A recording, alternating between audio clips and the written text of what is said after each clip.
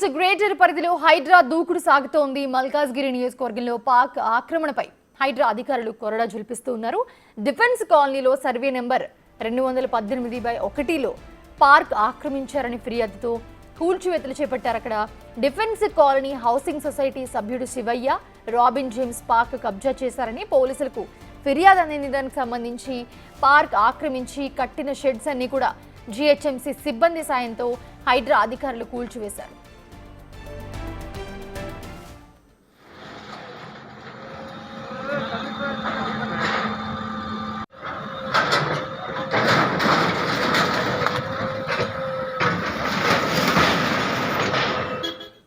Right, ఇదే అంశానికి సంబంధించి మరిన్ని అప్డేట్స్ అందించడానికి సాగర్ జాయిన్ అవుతున్నారు.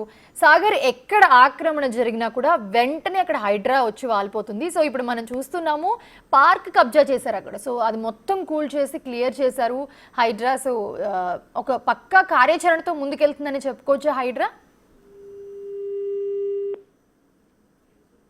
చర్యలు చెరువుల పరిరక్షణతో పాటుగా ఇటు ప్రభుత్వ స్థలాల పార్కుల పరిరక్షణ కూడా హైడ్రా చేపడుతుంది. అందులో భాగంగానే నిన్న మనం చూసాం చెరువులకు సంబంధించిన ఎఫ్టీఎల్ బఫర్ జోన్ లో కాజాగూడకు సంబంధించినటువంటి భగీరథమ లేక్ లో ఉన్నటువంటి ఆక్రమణలు తొలగించింది. ఏకంగా 10 ఎకరాల చెరువు స్థలాన్ని హైడ్రా కాపాడింది.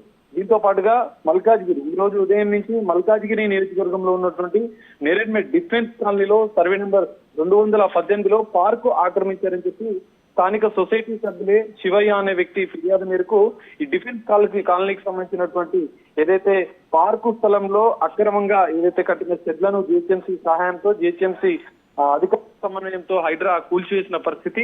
ఈ నేపథ్యంలో మనం చూడొచ్చు, ఇప్పటికే హైకోర్టు కూడా హైడ్రాను కొంచెం ప్రశ్నించింది. ఎందుకంటే కొన్ని సందర్భాల్లో ఎఫ్టీఎల్ బఫర్ జోన్లతో పాటుగా ప్రభుత్వ స్థలాలకు సంబంధించినటువంటి నోటీసులు ఇచ్చిన అనంతరం కూల్చివేసే ప్రక్రియను చేపట్టమని చెప్పింది. హైడ్రాకు చట్టబద్ధత వచ్చిన అనంతరం హైడ్రా వాటర్ బాడీస్ ని ప్రభుత్వ స్థలాలను కాపాడేందుకు చట్ట ప్రకారమే నిబంధనల మేరకే ఈ కూల్చివేతల ప్రక్రియను కొనసాగిస్తున్నట్లుగా మనకు తెలుస్తోంది.